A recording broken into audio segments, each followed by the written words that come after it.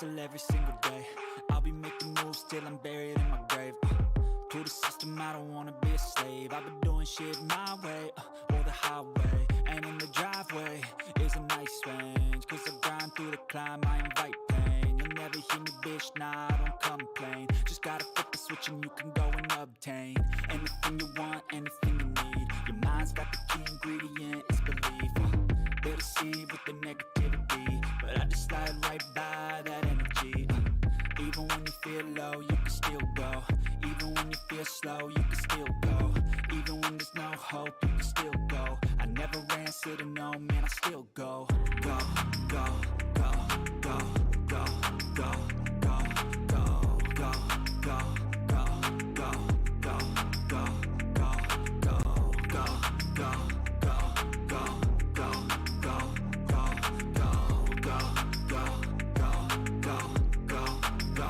go, go. You got a mind, but even that could change. You could flip the gray matter like some batter in your brain.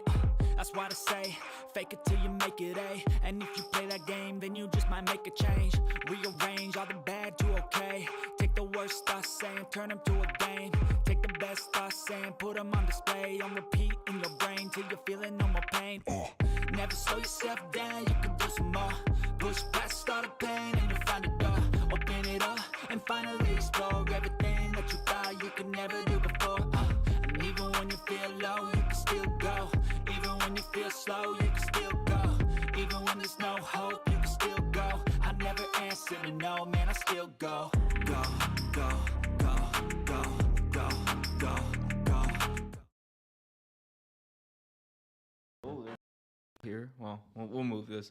Guys, welcome to the AEW Collision post-show.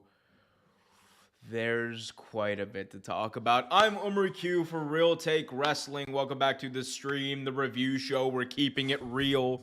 Goes right. Let me move closer to the mic.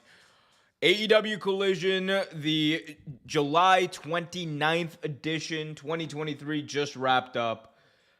And it's definitely a memorable one. Eric in the chat says, hi, how are you? How are you? Hope you're having a wonderful Saturday night. I know I am, because I just witnessed one of the coolest endings to a wrestling TV show and most unexpected endings, I should say, to a wrestling TV show that I've seen in a while. And I'm totally cool with it. If you haven't already done so, be sure to hit that like button, subscribe, hit that notification bell so you get notified whenever a new video is released. And also, if you want to guarantee your question or statement is read out on the air, please consider leaving a super chat. Great way to engage with the channel and help it grow. All right, so let's get down to it. Eric in the chat just asked, did I miss something? When did MJF go face? I think tonight, question mark? Okay. Obviously, there's a lot to get to with Collision in general, but my God, like that ending, let's talk about it. So MJF and Adam Cole, baby, versus FTR AEW World Tag Team Championships on the line. Everyone thought going into this, there were only two possibilities.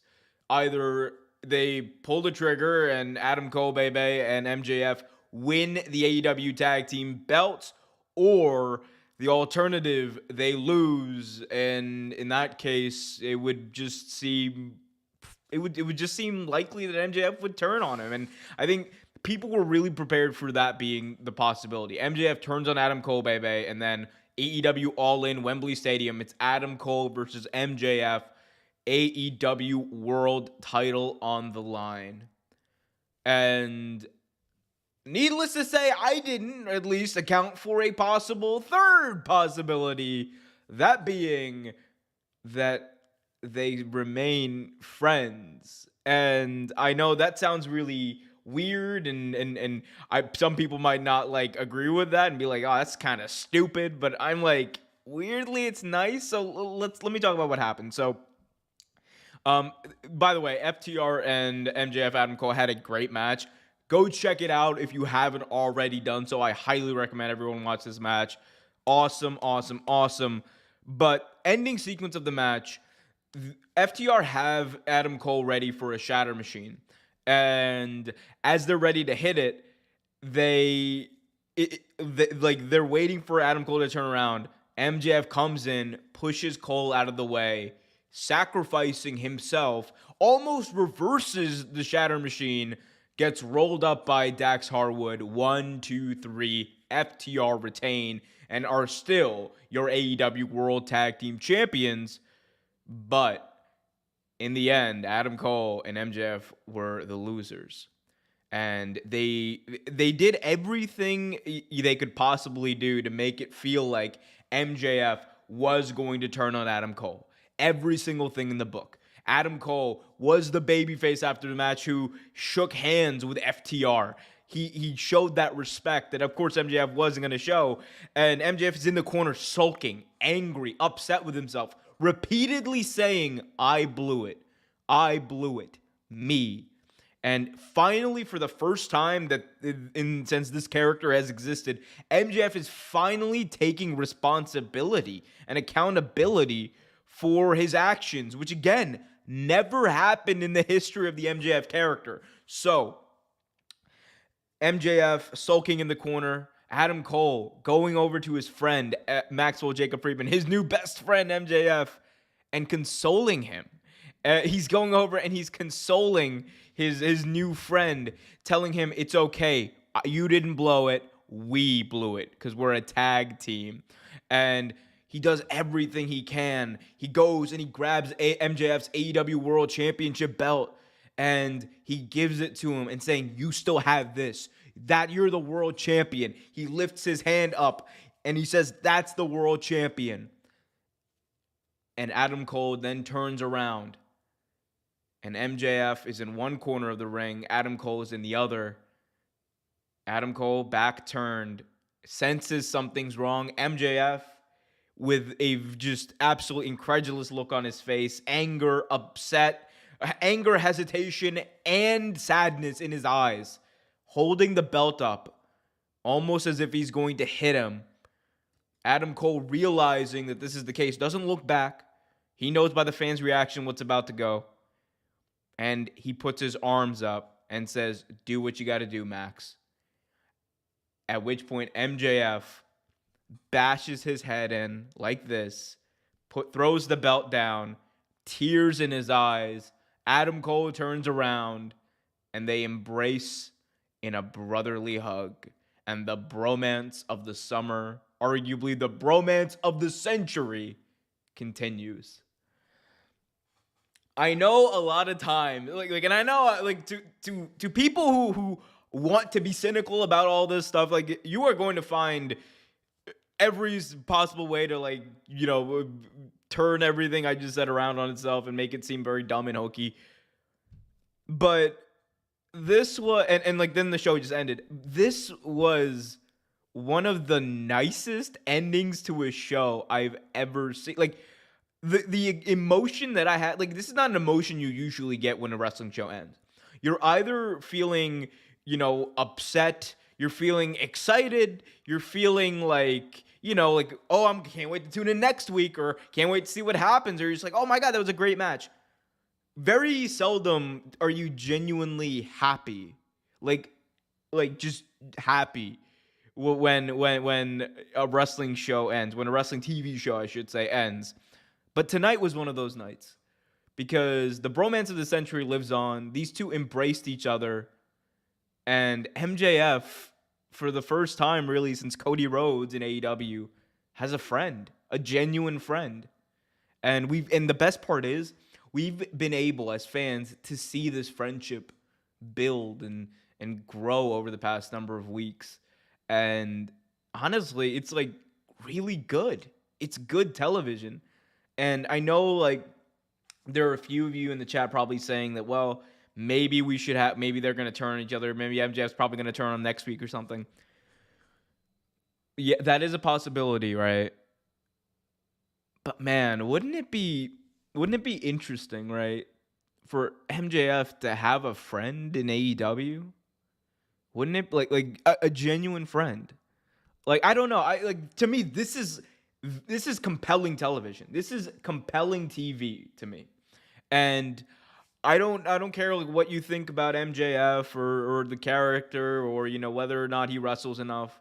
What we've seen from him in the past number of weeks shows you that not only is he able to tell like unexpectedly good stories, obviously we already knew like he was able to tell like good stories, but he's able to be like a babyface, like the babyface, because it just.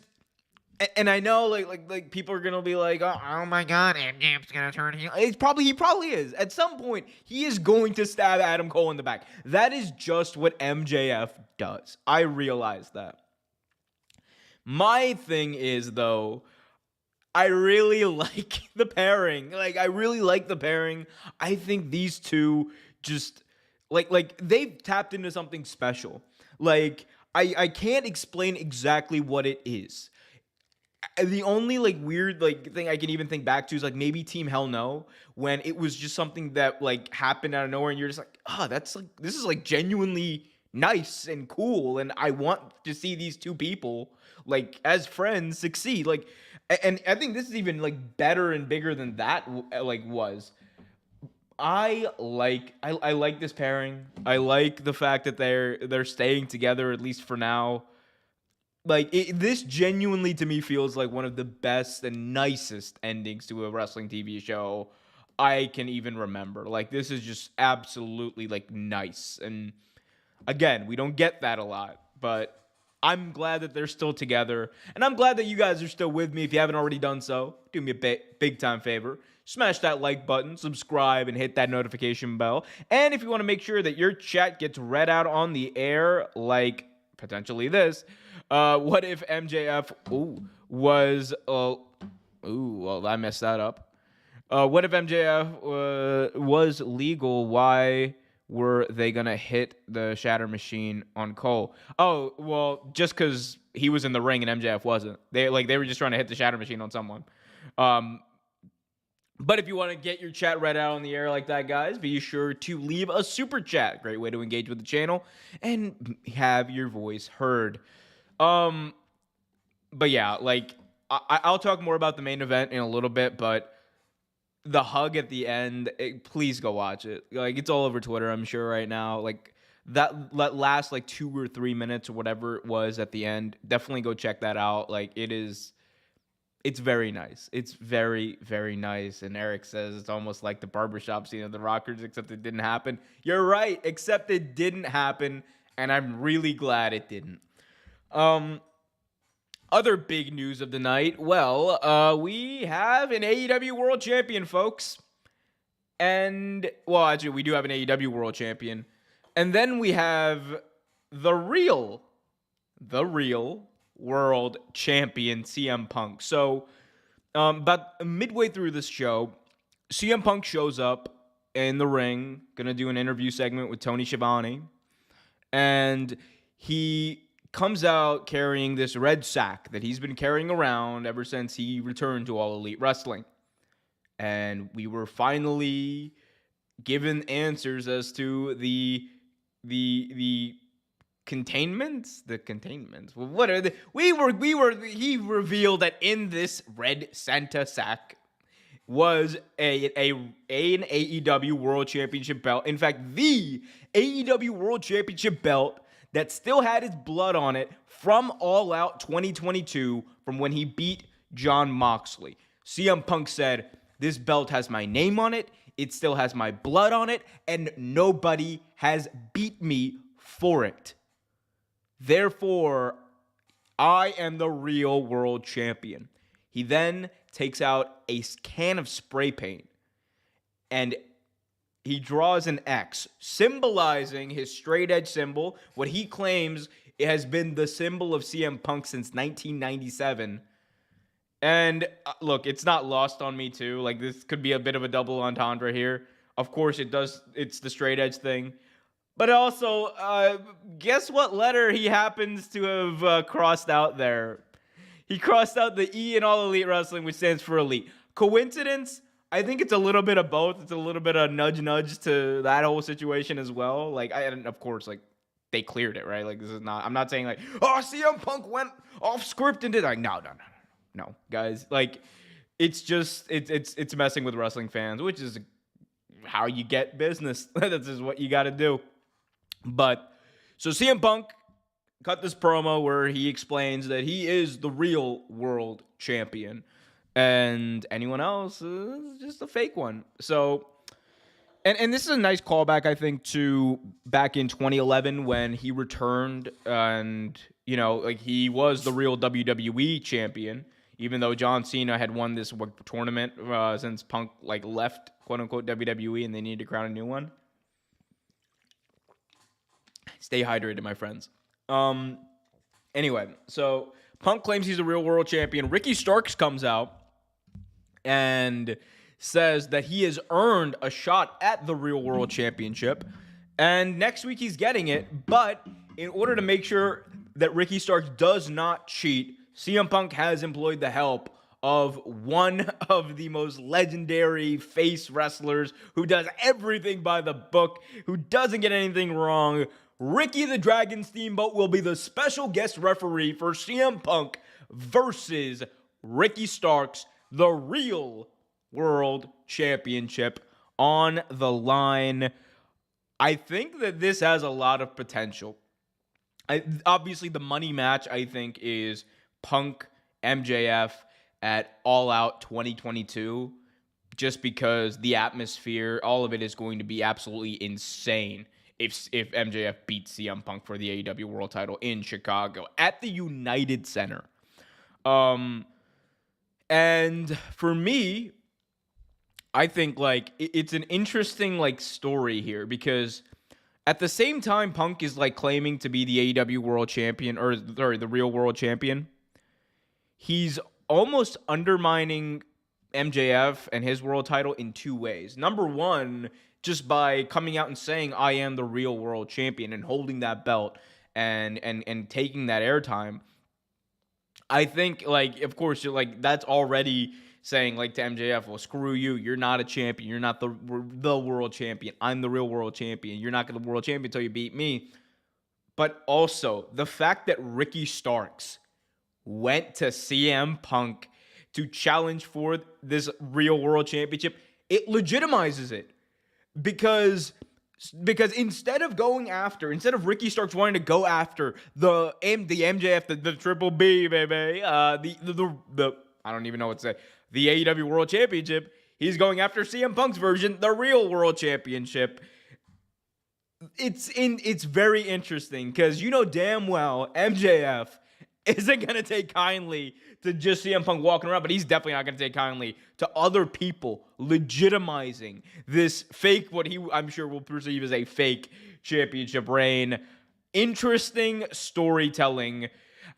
Like, and that's honestly, like, the whole vibe of the night. Like, we've seen, like, AEW tonight did a great job telling stories. Like, from this to the Adam Cole MJF stuff, to even within FTR versus MJF and Adam Cole, baby, to Andrade versus Buddy Matthews, which I haven't even talked about, and I think that was the match of the night, like by a wide margin. I think that was the match of the night. That's how great that was. Like, all the main matches on this show were rooted in storylines. All the main segments on the show were rooted in storytelling, which is something that, you know, we've all kind of criticized AEW about in recent times, but I think, like, tonight, like, this was like storytelling at its finest, because everything mattered. Everything that happened before had a reason for happening, and it made you feel like it checked all the boxes. To me, this is why Collision, I don't like, ever since Collision come on, it's weird. My Saturday nights have gone from, like, you know, like making plans, hanging out with friends, all that stuff, to like being like, man, I can watch wrestling, and I can watch really good wrestling too on a Saturday night. I don't know if that just makes me lame, but I don't really care. I'm a wrestling fan. Some people have football. I have this. Although I also have football. Be sure to subscribe to Real Take Sports to stay tuned with all the happenings this football season. But yeah, no, I mean, like, storytelling is If there was one theme throughout the night, guys, it is storytelling. We got Eric in the chat saying, do you think MJF will have something to say about Punk walking around with his title? Oh, yeah. Oh, 100% he will. 100% he will. So, guys, by the way, if you haven't already done so, be sure to hit that like button, subscribe, and hit that notification bell so you get notified whenever a new video is released. Man, Adam Cole and MJF. I'm sorry. I'm still in it. Anyway, let's talk about the opening match, which I think was the match of the night. By the way, my favorite team is the Baltimore Ravens. Match of the night to me goes to Andrade El Idolo versus Buddy Matthews. Ladder match for Andrade's mask. These two went out there, put on a clinic, as they always do when they're in the ring.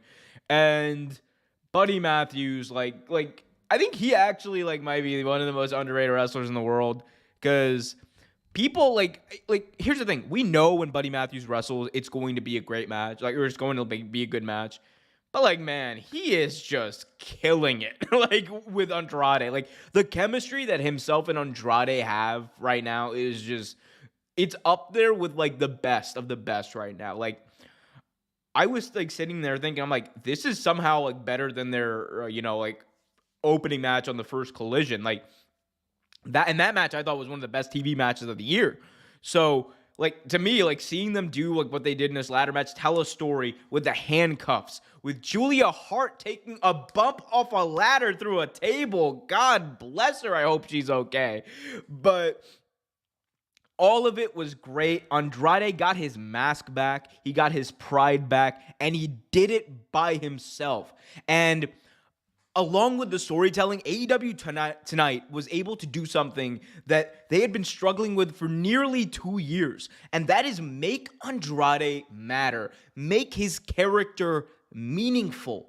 And they did it tonight. And again, I come back to the point of storytelling. Tonight was A+ storytelling from AEW. They just hit it out of the park.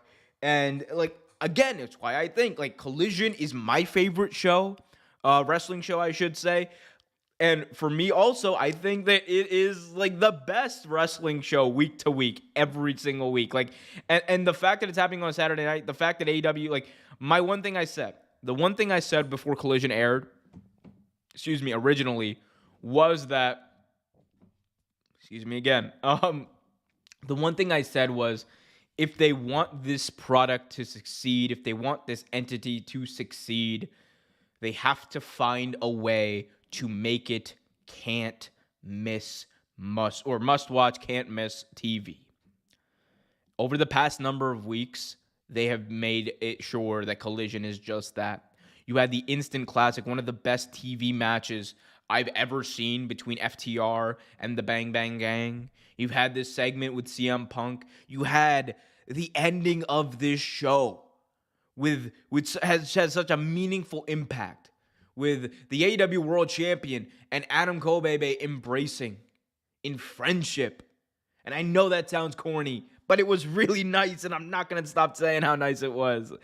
Guys, hit that like button, subscribe, hit that notification bell. 1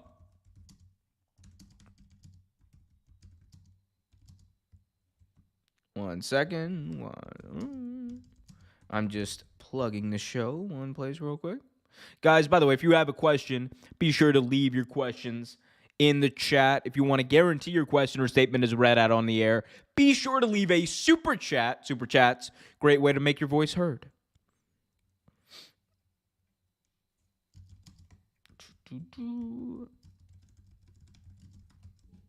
I am gonna be back. There we go. All right. Cool. Now that that's done, I'm sorry. Taking care of multiple things. But like I was saying, tonight was a great night of wrestling TV. AEW knocked it out of the park. Bang up job, Tony Khan. Hopefully they can do similar things with Dynamite moving forward. As much as I do like Dynamite, and I think it's a great wrestling show, I just think Collision is just in another league right now. It's just so good. Moving on to some other matches tonight, we had. Well, yeah, let me finish talking about this Andrade thing. Like Andrade, I'm really interested to see what Andrade does after this, because there's so much you can do with a guy like Andrade Alidlo. There's so much you should do with him. Like, I don't know. I just think like now, like if Andrade were to go challenge for the TNT title, if he were to go challenge for, the international championship against Orange Cassidy and win it, I wouldn't mind it, because he's really that damn good. Like he's proving every week that, of course, he's that damn good in the ring, but I'm talking about as a character. Like, they are building him up into a character. I want to see a little bit more. I definitely want to see a little bit more. Maybe wrap up this feud with a match against Malachi Black at All Out, and then then we'll see what happens. But like after they wrap up this feud, I'm definitely interested to see where Andrade Alidlo goes. And the fact that I'm able to sit here and say that is an accomplishment, and it's a testament to the storytelling, and it's a real testament to Andrade, who has not given up this entire time. No matter how frustrating things have been, he has persevered, and he is over like Rover in AEW, something that many people doubted would ever happen. Other match that happened tonight, we had Samoa Joe versus Gravity, which was a squash match. They talked. Gravity's like I love I love the meme of Gravity when he was facing Pac. Like AEW did a brilliant job bringing him in and having like that be his first opponent, having Pac be his first opponent on AEW TV, I should say. Like, it's the best way to get him like in people's minds. It's the best way to get him trending on Twitter. It's the best way to get people talking about him and make him increase his star power, I should say. He came out, did some moves against Samoa Joe, but lost to the king of television, Samoa Joe. So that was fine. It was a nice little filler match. We also had Darby Allin calling out someone. Darby Allin came into tonight saying that he is angry, that he just wants to fight someone tonight.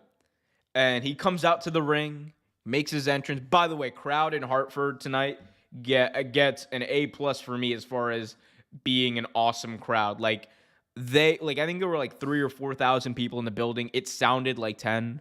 They were hot. They were ready. They were just yelling. And if some tweets are to be believed, they were very stinky as well. If you go to a wrestling show, please wear deodorant. I implore you, please wear deodorant or shower or both. Please do both. Anyway, but no, the crowd was really red hot, amazing, and they like they were just eating everything up tonight. What was I talking about? Fun stuff. Darby Allin. So Darby Allin comes out, big raucous reaction, and he calls out anyone from the back. Anyone can come challenge him. And then we hear Minoru Suzuki's music play, and Darby Allin gets the most concerned look on his face, because he's like, damn it, I gotta wrestle Minoru Suzuki, which makes a lot of sense. By the way, I said Collision was nearly perfect tonight. I lied. They did one thing wrong. They, in the middle of Suzuki's music, right before Kaze Ninare, the gall of them to do a replay of last week. The gall of them. You had his entire entrance to do that replay, but instead we missed Kaze Ninare because Ian Riccaboni was talking about what happened last week. I don't want to hear it. No. Give me Kaze Ninare. Just give it to me. Anyway, but Kaze Ninare played, and Darby Allin immediately sprung into action as soon as Minoru Suzuki got onto the rope, or the apron, I should say. He did a suicide dive, taking him out, did another suicide dive, taking himself out, and he, before the match even started, just absolutely, taking it to Minoru Suzuki in an aggressive way that I didn't expect from Darby Allin in a match of this caliber. It was a different gear. We always knew, we all know Darby Allin has, an insane amount of gears. He's one of the best in the world, right? But what he did with Minoru Suzuki was interesting because I was like, oh, this is like a very aggressive Darby Allin going up against a guy like Minoru Suzuki who you would think would be the one bringing the aggression, but instead it was Darby. So love that part of it. He challenged Minoru Suzuki with a bunch of like chops and all that. Darby ended up picking up the victory. After the match, though, after this very hard-hitting match, Christian Cage and all his glory is up on the Titantron, and he's waving, getting Darby's attention, and he says, hey, Darby, doesn't matter what you do, you're not ready to beat me for our, and he points to Luchasaurus, he's like, our TNT Championship. So they're obviously extending that feud. That's probably going to be a big match at either All In or All Out. But man, it's crazy. Eric said, does this count as a loss for Julia Hart? No, it's definitely not a loss. She is still undefeated. Julia Hart, like, winning like 40 matches in a row. Where's her title shot? Where's her TBS title shot?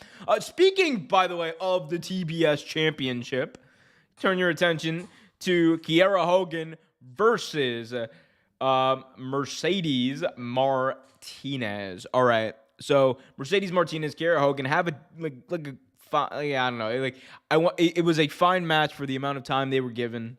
I wish they had a little bit more time to get things going. Nonetheless, the ending sequence saw Martinez lock her submission hold in, keep it locked in until the one, the only, the TBS champion, Chris Statlander, came out to help Kiera Hogan. And in return, she got a beatdown from Mercedes Martinez, who attacked her from behind, at which point Willow Nightingale came out for the save. So Willow, Kiera Hogan, and Chris Statlander are left in the ring while Mercedes strutting to the back, knowing she just got a big victory. Just saying, Ian Riccaboni said it, fatal four-way. Kiera Hogan, Mercedes Martinez, Chris Statlander, and Willow Nightingale. I'm all over that. Let's do it. I'm like, don't wait for All In. Wait, give it to me a Collision. Like, give it to me at Dynamite. Let's go. I'm ready for it because I just want to see these women beat the living crap out of each other. Just like I want to see all these wonderful wrestlers who I love and admire beat the ever-living crap out of each other. That's what wrestling is, and I'm happy about it. It's such a weird thing to say. Like, if they for people who have no context to wrestling, like that is like what I just said is just like so weird. Like, why do you want to see people beat the crap out of each other? I'm like, it's wrestling. Same reason we want to go see like Fight Club the movie or you know, like any like Tom Cruise or Liam Neeson movie. Yeah, you just want to see him beat the crap out of people. It's wrestling, folks. It's wrestling. Guys, hit that like button, subscribe, hit that notification. But we're heading down the home stretch of this review. Appreciate all of you who've stuck around for it. We also have to talk about the trios match. Juice Robinson and the Guns, 3/4 of the Bang Bang Gang, taking on El Hijo del Vikingo, Action and Andretti and Darius Martin. Fast-moving affair here, but the Bang Bang Bang picked up the dub. Yeah, cool match. I mean, like, I feel like we've been getting a variation of the Bang Bang Gang and Action Andretti and Darius Martin for a bit now. I would love to see them go off and do something different. So we'll see. But anytime Vikingo, Andretti, and anytime any of these six are on my TV, I'm just like, okay, let's go. Let's see what's going on here. So that was cool. Last, I do want to go back and circle back, I should say, to the AEW World Tag Team title match that closed the show. This was a fun match, and not just for the reason of the ending, but the match itself was also just great. Like, the tension that they had built up between Dax Harwood and MJF, I think I underestimated it going in, but when they got to it, and MJF is just like, I'm gonna smash you in the you-know-whats, like, I was like, yo, this is like a real thing. Like, they're mad. Like, he's mad. Like, you felt it. And that's the best part about wrestling, when it feels real. Like, these two, the facial expressions, you could tell, like, MJF, the character, like, hates Dax Harwood, and vice versa.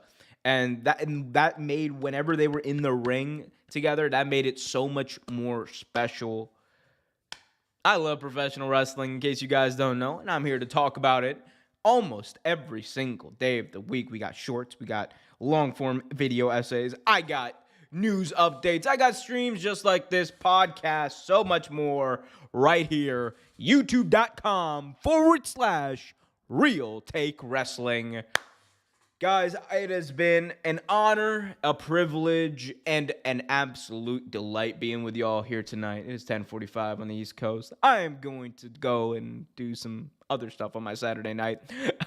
Probably edit a video or two that may or may not be out tomorrow. I don't know if I'm actually going to be able to get... I am working on a video right now that I've shot, and I'm in the middle of editing. I'm going to try to get it out tomorrow. I will 100% try, because I try to get a video out at 10 a.m. every single Sunday. We will try to get that video out. Inshallah, it will. Inshallah, it will. If it doesn't, I'm sorry.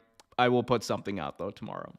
Guys, be sure to smash that like button so as many people as possible see this review afterwards. Help the algorithm. Help the channel grow. Subscribe if you haven't already. Hit that notification bell so you get notified whenever a new video is released. Until next time, be happy, be healthy, love wrestling, and keep it real. Even when you feel low, you can still go. Even when you feel slow, you can still go. Even when there's no hope, you can still go. I never answer to no, man, I still go.